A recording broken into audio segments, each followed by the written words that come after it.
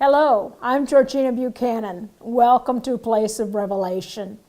I'm going to be speaking to you today from 2 Kings chapter 6, verses 16 and 17. I love this story. I love this testimony. This is about Elisha. It's really kind of a funny story, because he kept telling on exposing the plans of the enemy. Does this sound familiar? The king of Syria planned to take out the king of Israel, wanted to take him out. And so he'd make these plans. Okay, well, the king of Israel will go down over here, and we'll meet him and we'll take him out.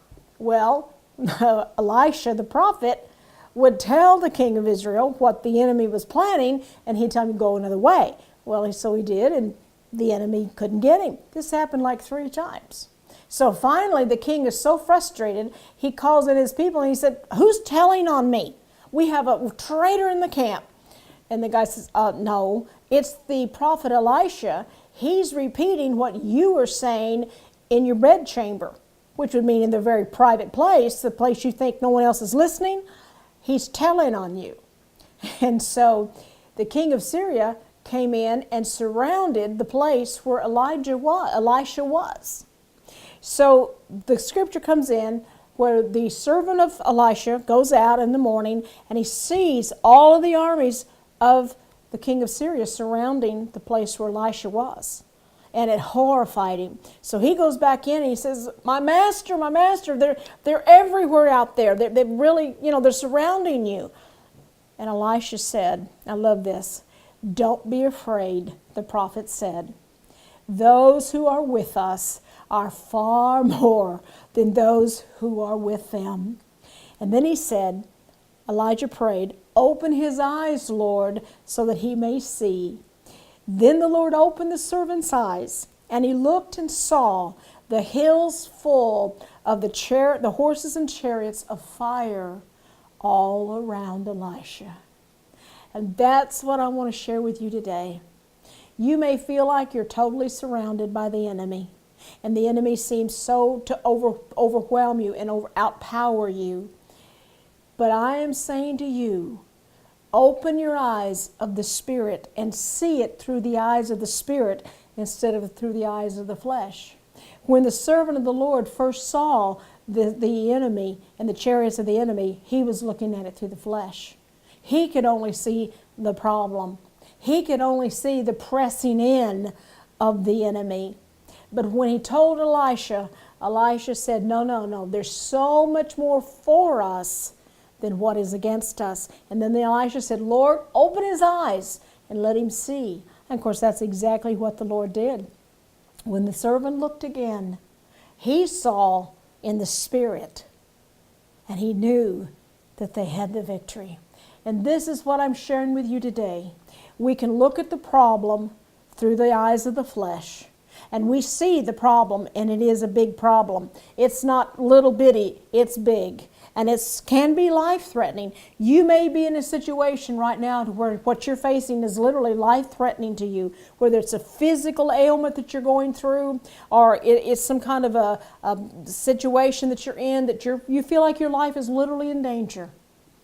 Open your eyes in the Spirit. Say, "Father, open my eyes where I can see, and open my ears that I can hear." And you're going to see what God sees.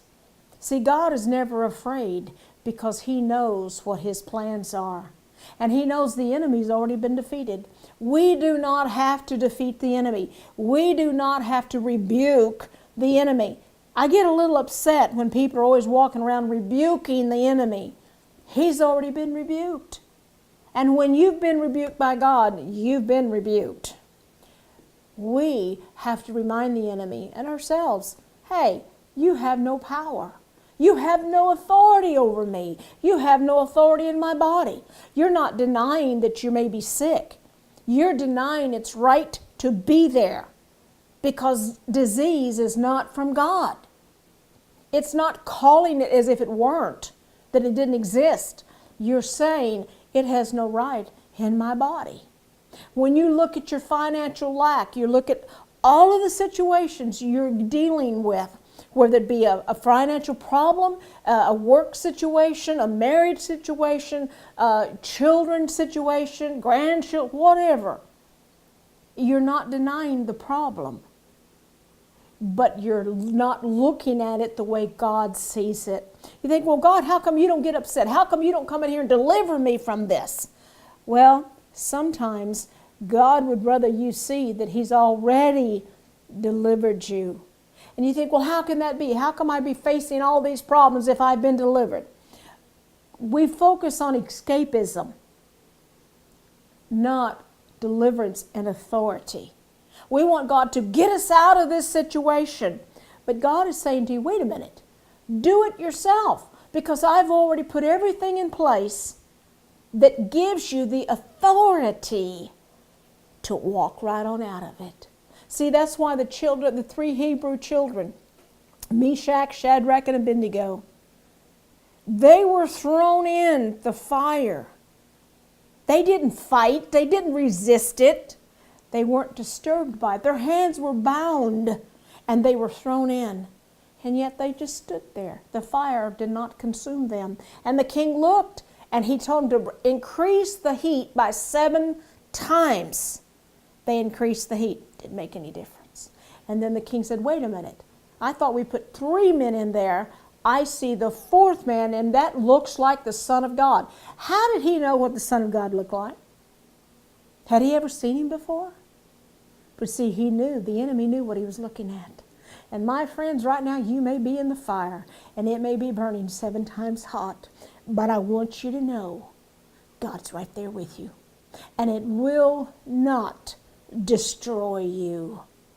If you understand, okay, God, I'm in this, I'm walking through it, and I'm going to walk out of it the same as I went in, knowing who is in charge. See, the enemy's not in charge. He's not in charge, my friends. God is. And so it doesn't matter what may come against us, it will not overtake us. Nor is it, and when they walked out of there, they didn't even smell like smoke.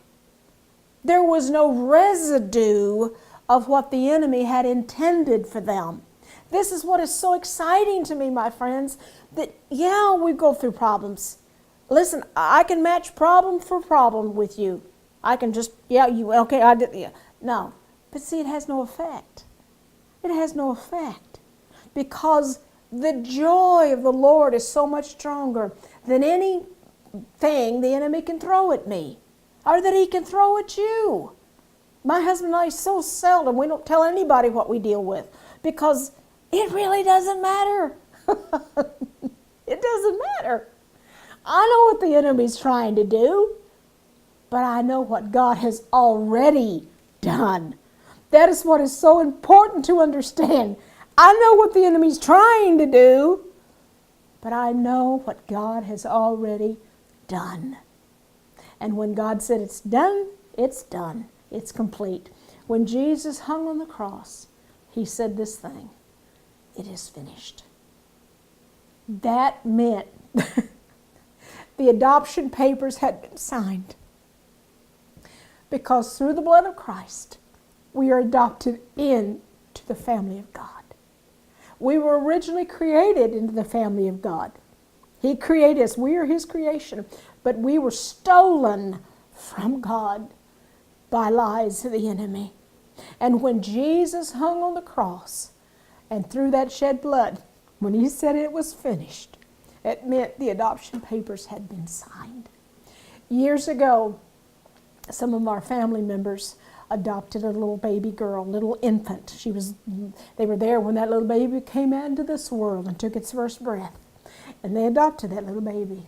And we had the privilege of being in the courtroom on the day when they were legally given a parenthood of that child, that baby. By that time she was like 2 years old.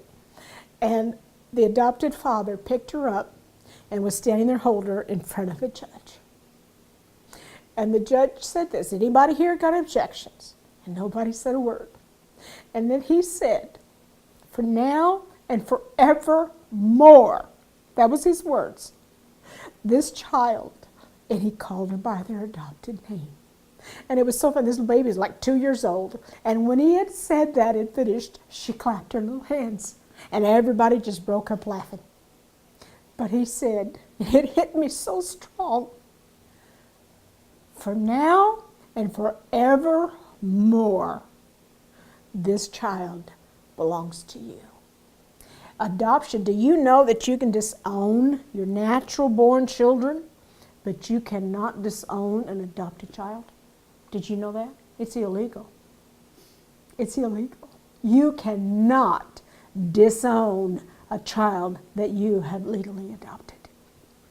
That means that no one can take us out of the hands of God because we belong to Him. Through the blood of Christ, we are now, through the adoption, joint heirs with God. I don't care what you're dealing with. There is more for you than there is against you. And in the situation you're in right now, I say to you, Father, open my eyes and let me see that those that are with us are far greater and more powerful. Because see, the king had regular chariots. God has chariots of fire. They're far greater.